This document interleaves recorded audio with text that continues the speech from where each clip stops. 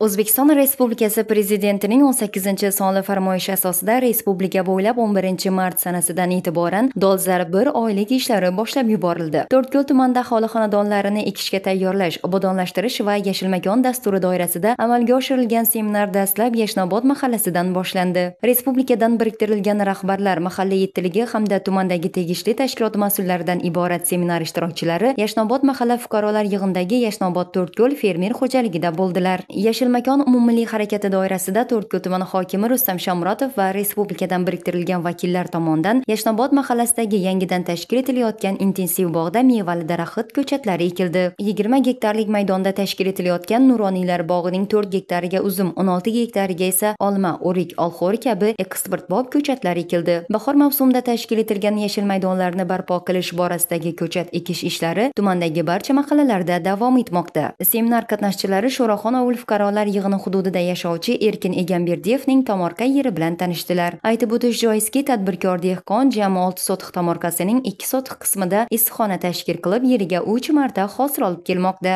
Shu bilan birgalikda ushbu ovulda istiqomat qiluvchi Fotimona Sodiqova xonadoni oilaviy tarzda chorvachilik, parrandachilik bilan bir qatorda issiqxona ham tashkil etganlar. Mavsumda pillachilik bilan ham shug'ullanishadi. Shu zaylda xonadon egalari xonadonlariga yiliga jami 50-60 million so'm daromad olib kelishadi. Hozirgi kunda esa tadbirkor xonadon egalari pomidor, bodring, bulg'or, qalampiri ko'chatlarini ham yetishtirmoqdalar. Mahallamizdagi har bir xonadonimizda bir sotikdan boshlanadi. Hammasida shunday bir parniklar bor.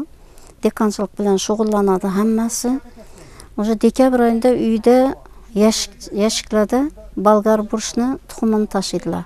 Undan kelib yanvar oyida pomidor urug'larini tashiydilar. Bu bizning Turkmanko'li mahallamiz bir Qoraqalpog'iston Respublikasi emas, O'zbekiston Respublikasi, tashqi Qozog'iston, Rossiya hamma yerlarga donga ketgan mahalla. Bizning shu mahallamiz yetishtirib beradi hamma yer shu mahsulotlarni. Turkmanko'li mahalla fuqarolar yig'ini hududida yashovchi O'rinboy aka Rajapov yerning hadisini olgan bobo dehqon. Uning 21 sotix tomorqa yeri mavjud bo'lib, tomorqasiga har yili poliz va sabzavot ekinlari ekadi. Xonadon egalari yetishtirgan hosil nafaqat tumanga, balki qo'shni viloyatlarga ham yetib boradi. Hozir elimizda yana uyg'onish, Navro'z bahor kelib keldi. Xudo xolasa yana xalqimiz, elimiz uyg'onib, dehqonchiliklarni boshlaverdi yana. Hamma karchka, piyoz, gashir, karam shunday narsalar chiqarib hozircha yana ekilib turibdi.